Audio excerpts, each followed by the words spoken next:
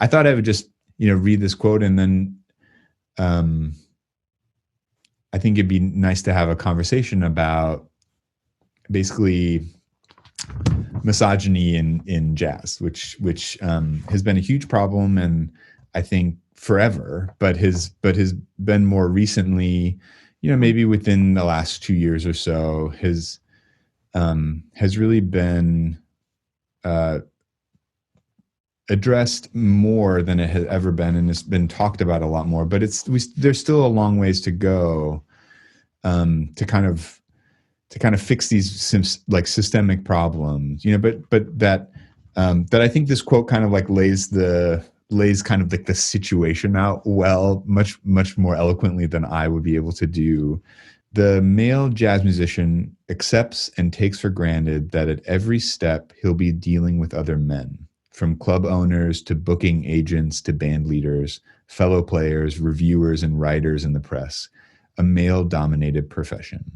The language that describes jazz and jazz musicians reflects this reality. The actor in this world of music is with good reason commonly called the jazz man.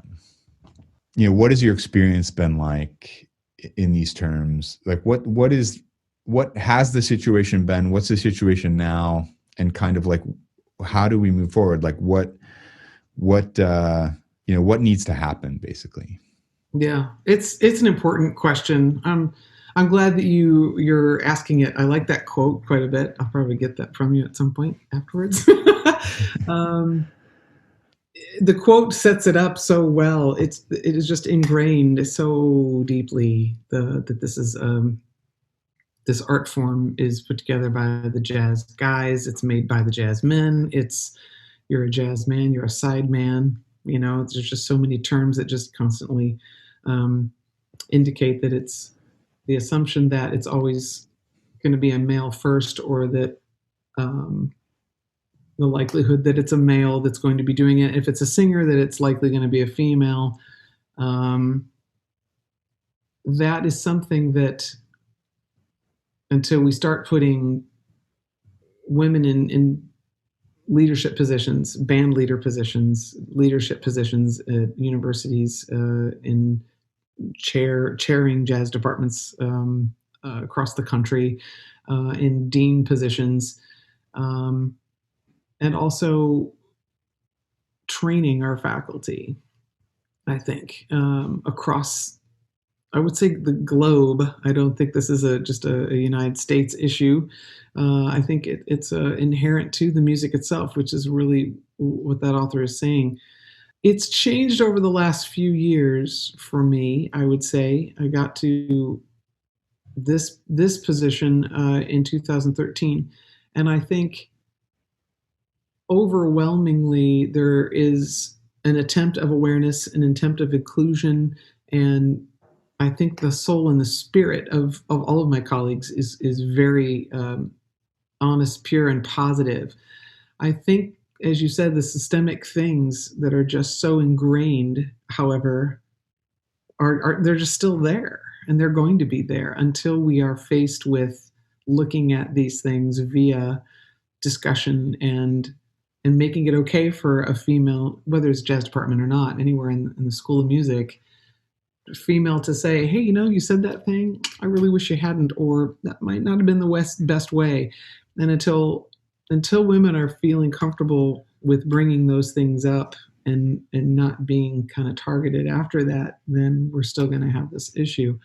We've had this discussion in the jazz department at the Frost School. We've had some very real and healthy talks about getting training for racial bias and gender bias and sexual harassment. And then it comes into question every time we're in a recruiting cycle, which is we're always recruiting. We've talked about having blind auditions.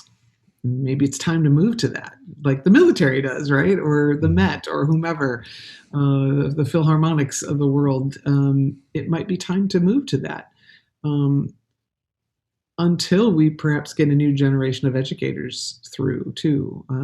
It's hard to just let it go, let any kind of transgressions or missteps, let's say, when somebody's been in place for 30, 25 years and, well, they're going to be gone soon. So we just let it roll and it'll be okay. It's just old school, all those terms that we hear so often. And I say we, meaning not just the institution where I am at, but the institution where I was before, an institution where I was at school before, as a student.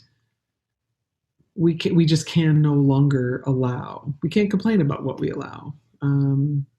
And I think there are steps happening currently in the place where I am at the Frost School that we're taking with students and with faculty and having discussions about kind of knee-jerk reactions and avoiding the stereotypes and the whys and the wheres of vocalists being over here and musicians over there, or those kinds of comments, as well as gender roles and gender issues.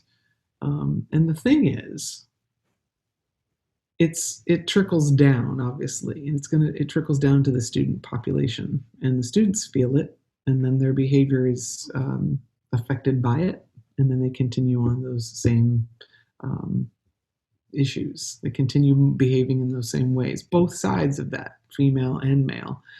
Yeah, and I'm comfortable to say there's been a couple of times that things have happened and or things have been said and I didn't speak up. I was the only female on the faculty and I didn't speak up. It was like my first week on the job and something was said and I really should have said something that was uncomfortable, and instead somebody else said something lighthearted to just change the subject and pivot us to something else. And that is something I have regretted for a very long time. And I feel like I let down the legions of jazz vocal females behind me, that I should have said something. And so a couple of things that we can do and need to do is take those moments and just speak up. And when we feel we can, we do, no matter the consequences. And especially those of us who are a little bit older and aren't student age anymore, we need to speak up and support. It's definitely part of the conversation, much more than it used to be, for sure. I think it's going to take a long time. Not to be a pessimist, I do think it's going to take a while for this shift to be. This won't even be a discussion anymore. I think that's going to be a while. I think we'll be having these discussions, but I think training and education, and just in the similar ways that I think we need to be trained for trans students to be coming into our classrooms, and how we speak to our gendered students and how they want to be referred to, and getting out of saying the men and the women and speaking using the terms that they would like to be referred to. That shift needs to happen as well, and it's making it part of our consciousness and being very aware. And you mentioned festivals and whatnot that I've been doing. I think that's really helped in that area as well, me being aware of just diverse communities, and being in a leadership role in directing, communicating, interacting with diverse communities. It's really, really important. Yeah, it's an interesting time. I'm really glad you asked the question. And when I read the question earlier today, I was like, oh, it's kind of loaded. It's a little bit of a loaded question. But I really feel that the conversation can happen. And I really feel the people that I'm around on a regular basis want to do better, want to communicate better, want to learn how to convey, want to be treating their students and their colleagues in appropriate ways. We just can't teach anymore like we were taught.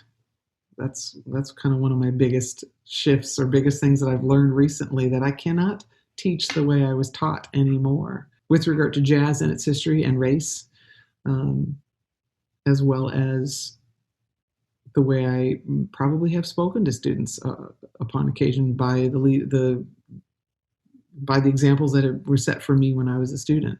I have to shift. I have to change. And I want to shift and want to change because stagnance is not, it's not an option, because that means every part of me is stagnant, I think. So that's kind of, again, that's a roundabout, it sounds like a Miss America answer. I hope it doesn't sound, nothing wrong with Miss America, by the way.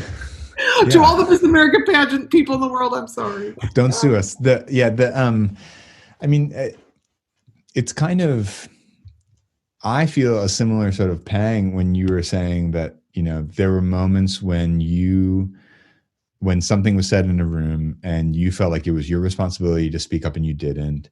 And I feel a similar pang because I actually think it's the responsibility of people that look like me to say something when you know, meaning a white man. And Sure. I think, like, you know, as a hopefully trying to be a thoughtful person and, you know, like liberal and open to these ideas, I think, like,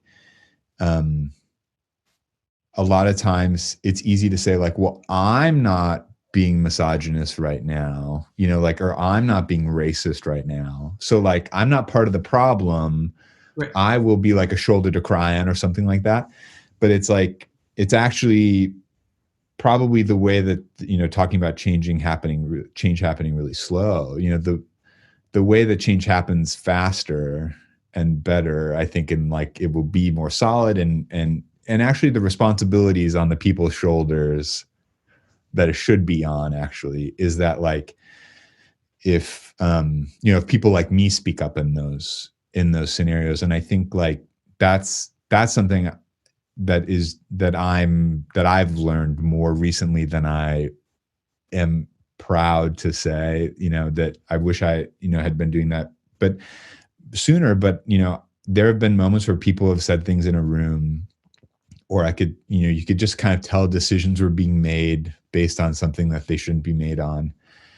And because it's not something I said, or because it's not because a decision I made, it's kind of like, well, out of my hands, you know, like, but I think, you know, I've learned a lot about that too. And I kind of wanted to just add that to your, you know, to this conversation, just so that people that look like me know that it's their responsibility to speak up. And it can't just be, you know, the female musician's job to, like, make us males better, you know.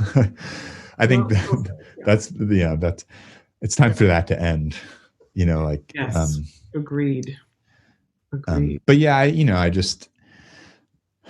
I also agree. And I just want to trumpet the thing you said about having more female leadership at every level. You know, I think a lot of times it seems like the response or the solution is to, like, we're going to hire more, like, female adjuncts or something, or, like, we're going to hire more female, like, assistant or associate professors or something, you know what I mean? And it's like, who are you promoting in the organization and all that kind of stuff. But then there's the performance side of it. So, like, I know that you've had experiences with, like, male promoters or club owners, or, you know, I mean, like, part of the idea is that all of that stuff has maybe gone away right now because nobody's playing shows, at least in the US. So it's like, is there hope? Is there a way for us to build that whole pipeline back in a better way that doesn't have, you know, there's probably a lot of solutions that would be nice, or there would be a lot of problems that'd be nice to solve by, like, rebuilding, you know, that infrastructure. But I mean, is there any advice you would give yourself now, like, when you were coming up and playing shows, like, do this, say this, don't, you know, whatever.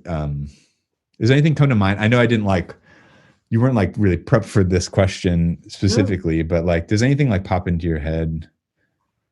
Yeah. I would probably tell my 20-some-year-old self, or whatever, that your feeling of inferiority or inferiority is your own, and that doesn't define you as a person. It doesn't define you as a musician.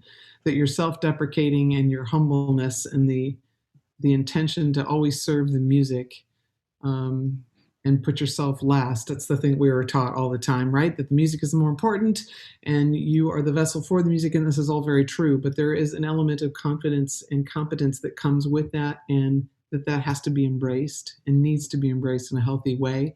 And I would probably tell myself there will be times to speak up and to stand for yourself. And when those times come, take your moment. And with that respectful, humble self, speak with the music as the focus, but speak for what you need. That's probably what I would say to myself. And I guess to backtrack, that is always, well, I probably did something. That was my, I probably didn't do the right thing, or I didn't say the right, it's probably my fault. Everything is, and I think as a person starting in a couple of different cities in this country and having lived overseas and whatnot, humbleness and being really honest and wanting to come across with the pure heart is important. But I think I would say again that there's got to be a balance, and you've got to maintain the opportunities. You got to take the opportunities and maintain your own dignity, your own self-respect, and stand up for what you need, what is best, and for the people that are coming behind you.